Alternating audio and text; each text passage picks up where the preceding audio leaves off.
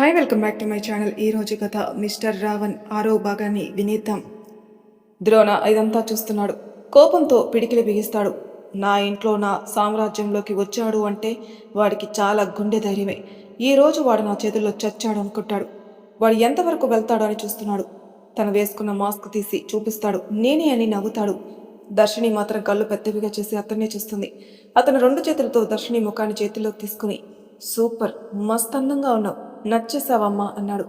అతన్ని దూరంగా తోసేసి, ఎవరు నువ్వు, అసలు ఇంత అర్ధరాత్రి నా గదిలోకి ఎందుకు వచ్చావు అంది. హలో బేబీ, నేనెవరైతే నీకేంటి? ద్రోణ బావ పెళ్లి చేసుకున్నాడు అంటే భార్యని చూడాలనిపించింది. డే టైంలో నన్ను ఇంట్లోకి రానివ్వడు, అందుకే ఇలా రాత్రిపూట వచ్చాను. సూపర్గా ఉన్నావు అక్క. నేను నీ తమ్ముణ్ణి. నా పేరు విరాట్ రాజ్. అమ్మయ్య అనుకుని, తమ్ముడు నన్ను చూడాలంటే డే టైంలో రా. మీ బావ నీకేం పని?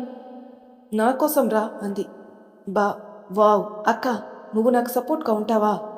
ఎందుకుండను, ఈ అక్క ఎప్పుడు నీకే సపోర్టు. థ్యాంక్స్ అక్క అని తన చేయి పట్టుకుని ఊపుతుంటే అప్పుడు ద్రోణ వచ్చి విరాట్ని లాగిపెట్టి కొడతాడు. అతడు అంత దూరంలో పడి అరుస్తాడు. దర్శిని బెడ్ నుంచి లేచి, మీరేంటి నా తమ్ముడిని అలా కొట్టారు అంది. ఒక ఐబ్రోస్ పైకి లేపి, వాడెవడో తెలుసా? అప్పుడే తమ్ముడు అంటున్నావు, వాడికి అంత సపోర్ట్ చేస్తున్నావు? ఎవరైతే ఏంటండి, అలా కొడితే ఏమన్నా అయితే అని దర్శిని విరాట్ దగ్గరికి వెళ్ళి చేయి అందిస్తుంది. అమ్మా అయ్యా అని మూలుగుతూ మొత్తం దర్శిని మీద పడతాడు. వాళ్ళిద్దరిని అలా చూస్తే ద్రోణాకి కడుపులో మండి విరాట్ని మెడపెట్టి బయటికి లాక్కొస్తాడు. వాళ్ళ వెనకే దర్శిని వెళ్తుంది. ఏంట్రా, ఇంట్లోకి రావద్దని చెప్తే నైట్ దొంగలాగా వస్తున్నావు? బావా, మా అక్కని చూడాలంటే ఎలా రావాలి? మరి డే టైంలో రానివ్వట్లేదు, అందుకే ఇలా వచ్చాను. అయినా పడుకోకుండా ఏం చేస్తున్నావు బావా ఇంత రాత్రి వరకు? ఆ మీ అక్కని పెళ్లి చేసుకున్నాను కదా, మీ అక్కతో నాకు ఎన్ని ముచ్చట్లుంటాయి? ఒళ్ళంతా విరుచుకుంటూ దర్శిని చూస్తూ చెప్తాడు. దర్శిని కోపంగా ముఖం పక్కకు తిప్పుకుంటుంది. ఓ, మరి నేను అక్క గదిలో వచ్చినప్పుడు అక్క ఒక్కతే పడుకునుంది, మీరెక్కడున్నారు? నీకెందుకురా బామర్ది నా విషయాలు? నా ఇంట్లోకి వచ్చిందే కాకుండా ఎందుకురా అన్నీ అడుగుతున్నావు? అంటే బావా, కొత్తగా పెళ్ళయింది కదా, మా అక్కతో ఉండాల్సిన వాడివి, ఎక్కడున్నావో అనుకున్నా. ఆ పక్కనే ఉన్న కర్ర తీసుకుని విరాట్ కాలు మీద కొడుతుంటే అరుచుకుంటూ బయటకి పరిగెడతాడు. మీరు మనిషేనా? అంత చిన్న పిల్లోని అలా కొడుతున్నారేంటి? ఎక్కువ మాట్లాడితే నీకు అలాగే పడతాయి, నోరు మూసుకొని వెళ్ళి పడుకో అన్నాడు. దర్శిని కామ్గా బెడ్రూమ్లోకి వెళ్తుంది. ద్రోణ కూడా దర్శిని వెనక వెళ్ళి తన పక్కన కూర్చుంటూ తనని మీదకి లాక్కుంటాడు. కోపంగా చూసి, ఎందుకు ప్రతిసారి మీదకి లాక్కుంటారు? మీరంటేనే నాకు చీత. అయినా మీరు అందరితోటి తిరిగేసి వచ్చి నా మీద చెయ్యి వేస్తా అంటే ఎలా? ఏంటే ఎక్కువ మాట్లాడుతున్నావు? నేనెవరితో తిరిగినా ఎక్కడున్నా నువ్వు నా భార్యవే. నీ మీద చెయ్యేసే హక్కు నాకుంటుంది. చెయ్యి పట్టి తన ఒళ్ళో కూర్చోబెట్టుకుంటాడు. అతడి నుంచి దూరంగా జరగాలని ఎంత ట్రై చేసినా జరగలేకపోతుంది. తన 2 చేతులు నడం మీద వేసి ప్రెస్ చేస్తూ, ఎంత నాజుగా ఉన్నావే, ఇంత అందాన్ని ఇంతవరకు ఎవరు తాకలేదు, నాకే సొంతం. ఆ మాటకి దర్శినికి కోపం వచ్చి, చిచి, కొంచెమైనా సిగ్గుండాలి. మీలాగా నేను తిరిగిపోతున్నాను అనుకున్నారా? కోపంగా, నాలాగా అంటే అన్నాడు. ఇంట్లో అందరూ తిరుగుబోతులే ఉన్నారు అంది. ఆ మాటకి ద్రోణ దర్శినిని కిందికి విసిరి లాగిపెట్టి కొడతాడు. ఇంకోసారి ఆ మాట అంటే చంపేస్తాను. ఎవరే తిరుగుబోతులు? నా ఇంట్లో మనుషుల గురించి వాళ్ళ గురించి నీకు తెలీదు. కళ్ళ ముందే చూస్తున్నాను కదా, ఒక్కొక్కరు మీ ఇద్దరి మరదళ్ళు వస్తున్నారు. ఒకరితో రూమ్లో గడుపుతూ ఒకరికొకరు తినిపించుకుంటూ. అవి కూడా అబద్ధాలేనా? కావచ్చు, అబద్ధమే. ఎందుకు నిజమనుకుంటున్నావు? దర్శిని ద్రోణ కళలోకి సూటిగా చూస్తుంది. ఆ కళల్లో ఏ భావమూ లేదు, ప్రేమ లేదు. ఇతను అర్థం కాడు అనుకుని, నేను పడుకోవాలి, మీరు బయటికెళ్తే మంచిది అంది. ద్రోణ కోపంగా బాల్కనీలో వెళ్ళి నిలబడతాడు. దర్శిని తనకు పట్టనట్టే కప్పుకొని పడుకొని. ద్రోణ కళ్ళలో కోపం, బాధ, కళ్ళ వెంట నీళ్లు కారుతాయి. అక్కడే ఉన్న గోడకి చేయిని గట్టిగా కొడతాడు. చేయి నుంచి వస్తున్న రక్తాన్ని కూడా పట్టించుకోకుండా తన గదిలోకి వెళ్తాడు. గదిలోకి వెళ్ళిన ద్రోణ కబోర్డ్లో నుంచి ఫోటో తీసి తన గుండెల మీద పెట్టుకుని అలాగే పడుకుంటాడు. దర్శిని మాత్రం ఉదయాన్నే లేస్తుంది. ఫ్రెష్ అప్ అయ్యే బయటికి వెళ్తుంది. కిచెన్లోకి వెళ్ళి స్ట్రాంగ్ కాఫీ పెట్టుకుని తాగుతుంది. అంతలో తాతయ్య వచ్చి, అప్పుడే లేచావా దర్శిని అంటాడు. తాతయ్య, నాకు ఉదయాన్నే లేవడం అలవాటు, మీకు కాఫీ కలిపి ఇవ్వనా అని అడుగుతుంది. ఇవ్వమ్మా, మీ అమ్మమ్మతో పెట్టుకుంటే లేటుగా లేస్తుంది, నీలా వచ్చే వరకు కూడా లేట్ అవుతుంది. అప్పుడే శుక్లా గారిని చూసి, మావయ్య మీకు కూడా కాఫీ కలుపుతాను అని చెప్తుంది. సరే అమ్మ. పేపర్ చదువుతూ ఉంటాడు. ఇద్దరికీ కాఫీ కలిపి తీసుకుని వెళ్తుంది. పైనుంచి ద్రోణ దిగుతూ వాళ్ళ పక్కన కూర్చొని దర్శనం చేస్తాడు. దర్శిని ఏం పట్టించుకోకుండా కిచెన్లోకి వెళ్ళి కాఫీ తాగుతుంటే ద్రోణ వచ్చి ఆ కాఫీ కప్ తీసుకుని తాగిస్తాడు. అలాగే నోరల పెట్టి చూస్తుంది. మొత్తం తాగేసి ఆమె చేతిలో పెట్టి, ఈ కాఫీ నాకు సరిపోలేదు, ఇంకా స్ట్రాంగ్గా పెట్టి ఇవ్వమని చెప్పి వాళ్ళ తాతయ్య పక్కన కూర్చుంటాడు వెళ్ళి. దుర్మార్గుడు, నేను తాగే కాఫీ తాగాడు, కనీసం ఎంగిలని కూడా చూడలేదు అని తిట్టుకుంటూ ఇంకా స్ట్రాంగ్గా కాఫీ పెట్టి తీసుకుని వెళ్తుంది. ఒక లుక్ ఇచ్చి, ఇందులో ఏమైనా కలిపావా అన్నాడు. కోపంగా కలిపాను అంది. శుక్లా గారు ప్రతాప్ ఇద్దరు దర్శిని చూస్తారు. వాళ్ళు చూసినా పట్టించుకోకుండా, కాఫీ పొడి కలపకుండా కాఫీ ఎలా చేస్తాను మనసులో అనుకుని, కాఫీ పొడి కలిపాను తాగండి అని చెప్పి వెళ్ళిపోతుంది. వాళ్ళ తాతయ్య గట్టిగా నవ్వుతాడు. భలే దొరికిందిరా దర్శిని నీకు, భలే తీసుకొచ్చావలే నా మనవరాల్ని అని ద్రోణాన్ని భుజం పైన కొడతాడు. కోపంగా చూసి, చేసేదంతా చేశారు, ఇంకా నన్నంటున్నారా అని కాఫీ తాగేసి బయటికి వెళ్తాడు. పెరట్లోకి వెళ్ళి తోటలో పూలన్నీ చూస్తూ కొన్ని పూలు కోస్తూ ఉంది. చామంతి చెట్ల దగ్గరికి వచ్చేసరికి మనసంతా దూది పింజలాగా అవుతుంది దర్శినికి. ఇంత అందంగా ఉన్నాయని మురిసిపోతుంది. ఆ చామంతులు తెంపాలంటే మనసు రాదు. ఆ చామంతి చెట్లతో మాట్లాడుతూ, మీరు ఇంత అందంగా ఉన్నారో తెలుసా, ఈ అందాన్ని అంతా ఇక్కడే బంధించేశాడు ఆ మహానుభావుడు. నా చేతులకు వచ్చారు కదా, మిమ్మల్ని అందంగా అల్లి దేవుడి పాదాల వరకు చేరుస్తాను. ఒక్కసారిగా చామంతి చెట్లను ఊగినట్టు అనిపిస్తాయి. దర్శిని గలగల నవ్వేస్తుంది. కొంత దూరంలో ఉన్న ద్రోణ చూసి అలాగే వింతగా చూస్తూ ఉంటాడు. నవ్వడం ఆపేసి, మీరు ఇన్ని పూలు పూస్తున్నారు కదా, మిమ్మల్ని దేవుడి పాదాల దగ్గర రోజూ పెడతాను అని తనకి కావలసిన పూలు తెంపుకొని అక్కడే కూర్చుని మాల కడుతుంది. ఇంట్లోకి వెళ్ళి దేవుడి గదిలోకి వెళ్తుంది. అలంకరణ చేసి దీపం ముట్టిస్తుంది. ఇంతలో అమ్మమ్మ వచ్చి నైవేద్యం పెట్టుకొని వచ్చి దర్శినికిచ్చి, నైవేద్యం పెట్టమ్మా అంటుంది. అమ్మమ్మకి తాతయ్యకి మావయ్య గారికి హారతి ఇవ్వడానికి వెళ్తుంది. వాళ్ళిద్దరికి హారతిచ్చి శుక్ల ఒక్కసారిగా దర్శిని అలాగే చూస్తూ ఉంటాడు. తనకి గతం గుర్తుకొస్తుంది. ఒక క్షణం రెప్పపాటలో గుర్తుకొచ్చి వెంటనే నార్మల్ అయి దర్శిని దీవిస్తాడు సంతాన ప్రాప్తిరస్తోని. దర్శిని వాళ్ళ మావయ్యని చూసి పక్కకు వెళ్ళిపోతుంది. బామ్మ వచ్చి, చూసారా దేవుడి గది ఎంత బాగుందో, దర్శిని ఇప్పటి అమ్మాయి కాదు, ఎప్పుడో పుట్టాల్సింది, అచ్చు మన కోడల్లాగే ఉందండి. వాసంతి కూడా ఆ పూలన్నీ తీసుకొచ్చి దేవుడికి ఎలా అలంకరించేసి సేమ్ అలాగే చేస్తుంది. నాకు వాసంతి తిరుగుతున్నట్టే ఉంది. అక్కడే ఉన్న శుక్ల తన భార్యను గుర్తు చేసుకుని కన్నీళ్లు పెట్టుకుంటాడు. ఆ బాధ చూడలేక తన గదిలోకి వెళ్ళిపోతాడు. కొడుకు అలా వెళ్తుంటే ప్రతాప్ వర్మ బాధగా భార్యని చూస్తూ, ఎందుకే ఇప్పుడు వాసంతి గురించి మాట్లాడావు, వాడు బాధ చూడలేం, వయసులో ఉన్నప్పటి నుంచి చాలా ఇలా ఒంటరిగానే బ్రతుకుతున్నాడు, పెళ్లి చేసుకోరా అంటే మళ్ళీ చేసుకోలేదు, పాపం బాగా జ్ఞాపకాలతోటే బ్రతికేస్తున్నాడు. నాకు బాధగా ఉందండి, కానీ దర్శనం చూసి అలా ఉండలేకపోయాను, చెప్పాలనిపించింది చెప్పేశాను. ద్రోణ రెడీ అయి వచ్చాడు. దర్శిని టిఫిన్ రెడీ చేస్తుంది. అందరూ కలిసి టిఫిన్ చేస్తారు. ద్రోణ వెళ్ళిపోయాక దర్శిని ఒక్కతే కూర్చొని టిఫిన్ తింటుంది. అప్పుడే సడన్గా మళ్ళీ విరాట్ రాజ్ ఎంట్రీ ఇస్తాడు. అక్క అనుకుంటుంది. విరాట్, రారా కూర్చో, టిఫిన్ చెయ్యి అని విరాట్ కూడా ప్లేట్లో చపాతీ పెడుతుంది. లేదక్క, నేను తినేసి వచ్చాను, అమ్మ ఉదయాన్నే పొంగల్ చేసింది. మంచి ఫుడ్డే, ఇంకేంటి విషయాలు, ఏం చదువుతున్నావు? అక్క, నేను ఇంటర్మీడియట్ చదువుతున్నానక్క, నన్ను హాస్టల్లో వేసేశారు, నేను మొన్ననే వచ్చాను. బాగున్నాడు చూడు, రాక్షసుడికే రాక్షసుడు, ఊర్లో చాలామంది భయపడతారు. ఏంటి అని అడిగితే నన్ను నైట్ ఎలా కొట్టాడు చూసావు కదా, అలా కొడతాడు, ఇంట్లో కూడా రానివ్వడు. ఇప్పుడే చూశాను, బాబా కారు వెళ్ళిపోయింది, నేను ఇలా వచ్చాను. దర్శిని నవ్వుతూ విరాట్ చెప్పేదంతా వింటూ నవ్వుతూ ఉంటుంది. అక్కడికి వచ్చిన అమ్మమ్మ మనవని చూసి ముద్దు పెట్టుకుని, ఎన్ని రోజులకు వచ్చావురా, ఇప్పుడు నీకు అమ్మమ్మ కనపడిందా? పో అమ్మమ్మ, నువ్వన్నీ అబద్ధాలు చెప్తావు, నీకు కావాల్సింది ఆ రాక్షసుడు ఒక్కడే, నేను నీకు ఇష్టమే లేదు. అలా అంటావేంట్రా, నువ్వు నాకు మనవడివే.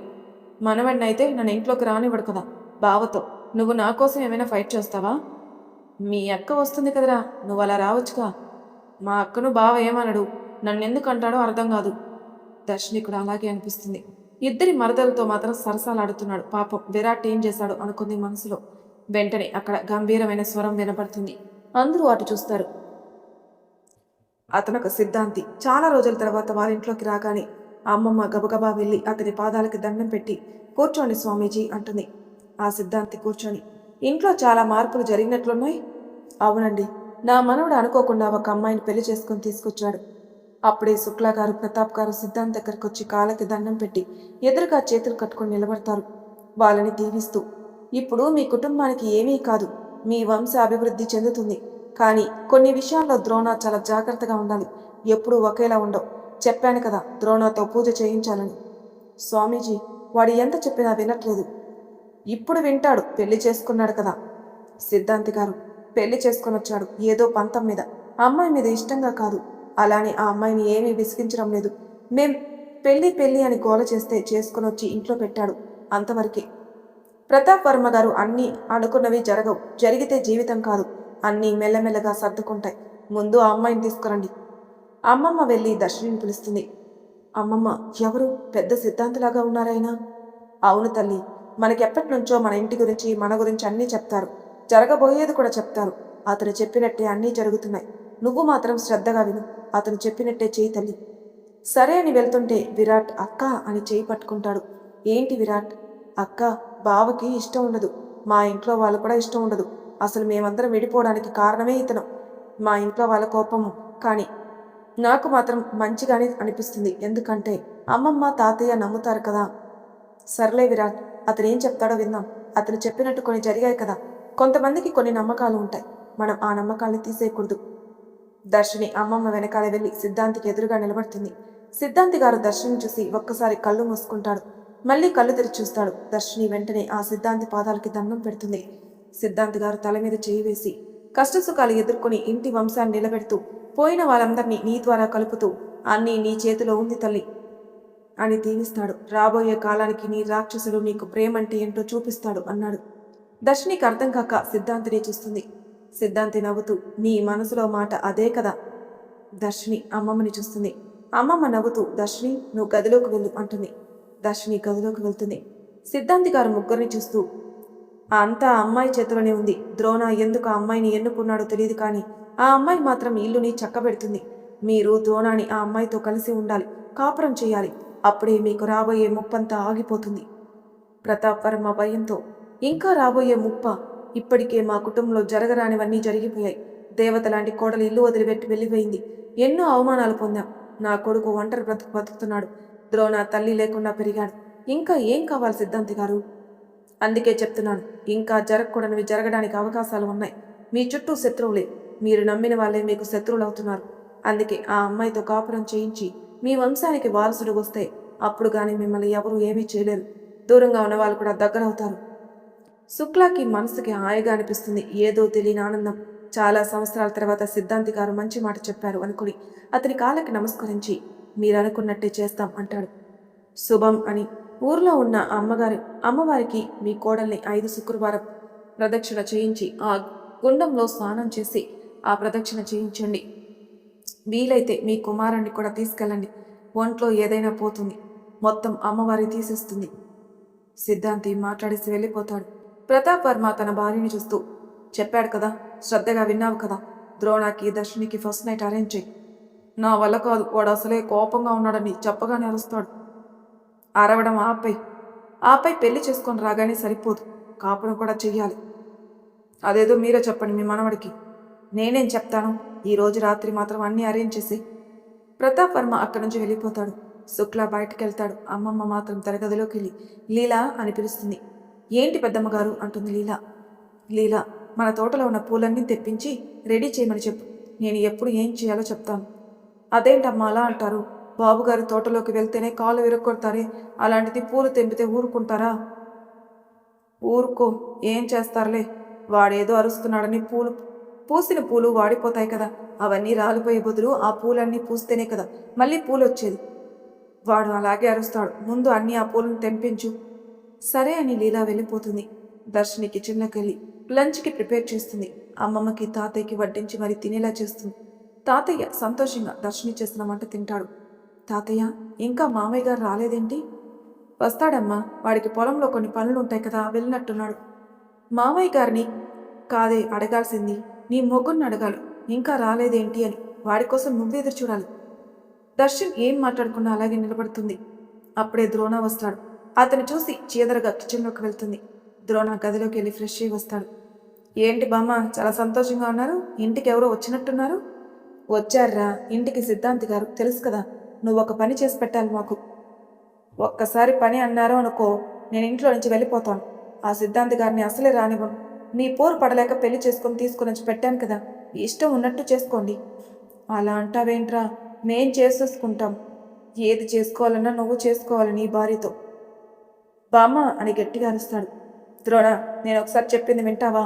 ఈరోజు మంచి రోజు, సిద్ధాంతి గారు ముహూర్తం పెట్టారు. మీ ఇద్దరికి ఫస్ట్ నైట్ ఈ గదిలోకి అనుమతిస్తే మీ భార్యని పంపుతాను. ఏంటి తాతయ్య మీరు చెప్పేది? మీకు మీరు అనుకుంటే సరిపోతుందా? నాకు కొంచెం టైం కావాలి. అవన్నీ కుదరవు. నువ్వు ఏ టైంలో పెళ్లి చేసుకున్నావో ఈ ఫస్ట్ నైట్ మాత్రం మేము పెట్టిన ముహూర్తానికి జరగాలి. నా మీద ఏమాత్రం గౌరవంగా ఉన్నా నువ్వు మాట్లాడొద్దని చెప్పి ప్రతాప్ వర్మ గారు అక్కడి నుంచి వెళ్ళిపోతారు. ఓ అని గట్టిగా అరుస్తాడు, నరాలన్నీ తేలే విధంగా. దర్శిని భయపడుతుంది. ద్రోణ మాత్రం దర్శిని కోపంగా చూసేసి తన గదిలోకి వెళ్తాడు. లీలా అక్కడికి వచ్చి, అమ్మ మీరు కూడా తినండి. నాకు తినాలనిపించట్లేదు లీలా, మీరందరూ తినేయండి, నేను గదిలోకి వెళ్తాను. అలా అంటే ఎలా? ఈరోజు ఫస్ట్ నైట్ మీకు రాత్రికి ఓపిక ఉండద్దా అని నవ్వుతుంది. ఏంటి అని గట్టిగా అరుస్తుంది. ఆ అరుపుకి అమ్మమ్మ వచ్చి, ఏంటి అలా అరుస్తున్నావు? అమ్మమ్మ, మళ్ళీ లీలా చెప్పేది నిజమేనా అంటుంది. ఏంటి, ఏం చెప్పింది నీతో? అదే అమ్మమ్మ, ఫస్ట్ నైట్ అని చెప్తుంది. ఇందాక సిద్ధాంతి గారు చెప్పింది అదే. మీ ఇద్దరికి మంచి రోజు ఉంది, మంచి ముహూర్తాన మీ ఇద్దరు ఒకటైతే మంచి సంతానం వస్తుంది. మీ ఇద్దరిలో ఎలాంటి విభేదాలు రావు, అన్యోన్య దాంపత్యం అవుతుంది. వామ్మో, అతడితో నేనా? నా వల్ల కాదమ్మమ్మ. ఏంటి నీ వల్ల కాదు? పెళ్లి చేసుకుంది భర్తతో సంసారం చేయడానికే కదా. అది ఇద్దరి ప్రేమలో కలయికని పిచ్చిమొద్దు. అమ్మమ్మ, తాతయ్యకి మీరు ఇద్దరికి ఒకరంటే ఒకరిష్టం. తాతయ్య ఎంత మంచివారు, మిమ్మల్ని చాలా జాగ్రత్తగా చూసుకున్నారు. కానీ మీ మనవడు ఎంత మొరటోడు, నా మీద చెయ్యేస్తేనే కింద పడిపోతాను. వామ్మో, నా వల్ల కాదు. అమ్మమ్మ నవ్వుతూ, అలాగే ఉంటుంది లేవే. ఒక్కసారి భర్త ప్రేమ చూస్తే నువ్వు అతని వదిలిపెట్టి ఉండలేవే. దర్శిని రెండు చేతులెత్తి దండం పెట్టి, నాకు ఏ ప్రేమ వద్దమ్మమ్మ ప్లీజ్. అప్పుడే అక్కడికి వచ్చిన ద్రోణ, కుదరదు, నువ్వు నా భార్యవి, నా ప్రేమ ఏంటో నీకు రుచి చూపిస్తాను. నీకు అంతగా ఉబలాట ఉంది కదా. ద్రోణను చూడగానే భయపడుతుంది. అమ్మో, ఈ మొరటోడు నన్నేం చేస్తాడు అని. ద్రోణ నవ్వుతూ, అమ్మమ్మ చెప్పాను కదా, అన్నీ రెడీ చేయి. తాత చెప్పినట్టు వింటాను. మన పెరట్లో ఉన్న పూలన్నీ కోసేయండి, కానీ నా రూమ్లో కాదు, ఇంకొక పైన రూమ్లో నా పక్కన ఉంది కదా, దాంట్లో డెకరేషన్ చేయండి అని చెప్పేసి వెళ్ళిపోతాడు. అమ్మయ్య, నా మనడు ఒప్పుకున్నాడు. ఈ పిచ్చి దానికి అర్థం కాదు. ఒక్కసారి తన భర్తతో ఉంటే అన్నీ దానికి అర్థమైపోతాయి అనుకుని లీలాని పిలిచి అక్కడున్న వాళ్ళందరినీ పిలిచి తోటలోకి పంపిస్తుంది. దర్శిని తినకుండానే గదిలోకి వెళ్ళి ముడుచుకుని పడుకుని ఉంటుంది. అమ్మమ్మ పై గదిలోకి అందరినీ తీసుకెళ్లి ఆ గదిని చూపిస్తుంది. అందులో కొన్ని ప్రేమలు, కొన్ని బంధాలు అన్నీ గదిలో ముడిపడి ఉన్నాయి. వారసత్వంగా వచ్చే గది అది. అందులో పూలతో ఆ పట్టె మంచాన్ని మొత్తంగా అలంకరించేస్తారు. ఆ డెకరేషన్ చూసి వాళ్ళకి ముచ్చట వేస్తుంది. ప్రతాప్ వర్మ శుక్లాని రమ్మని కబురు పంపిస్తాడు. శుక్ల వాళ్ళ నాన్న దగ్గరకు వచ్చి, చెప్పండి నాన్న, నీకు సిద్ధాంతి గారు చెప్పింది గుర్తుంది కదా, అన్నీ మంచి జరుగుతాయి నాన్న. నీ కొడుకుని ఒప్పిస్తే చాలు, వాళ్ళిద్దరూ ఒక్కటైతే మనం అనుకున్నవన్నీ జరుగుతాయి. ఇన్ని రోజులు మన ఇంట్లో మనం ఏం కోల్పోయామో మనకి మాత్రమే తెలుసు. నువ్వు బాధపడుకు నాన్న, వాడు ఒప్పుకుంటాడు. వాడు ఎంత మూర్ఖంగా ప్రవర్తించినా మనసులో మనమంటే చాలా ఇష్టం వాడికి. అందుకే తరతరాలుగా వస్తున్న పై గదిలోనే వాడికి ఈరోజు ఫస్ట్ నైట్ అరేంజ్ చేస్తానరా, వాడే సొంతంగా చేయమని చెప్పాడు. అమ్మో, వాడంతట వాడే అరేంజ్ చేయమన్నాడు అంటే ఇందులో ఏదో తిరకాసుంది నాన్న. అప్పుడే అక్కడికి కామాక్షి వస్తుంది, గట్టిగా అరుచుకుంటూ అక్కడ సామాన్లన్నీ కింద పడేస్తుంది. మరి తర్వాయి భాగంలో ఏం జరుగుతుందో నెక్స్ట్ ఎపిసోడ్లో తెలుసుకుందాం. అంతవరకు నా ఛానల్ సబ్స్క్రైబ్ చేయని వాళ్ళు ప్లీజ్ సబ్స్క్రైబ్ చేసుకోండి, లైక్ చేసి షేర్ చేయండి. మీ అభిప్రాయాలు నాకు కామెంట్ రూపంలో తెలియచేయండి. Thank you for listening.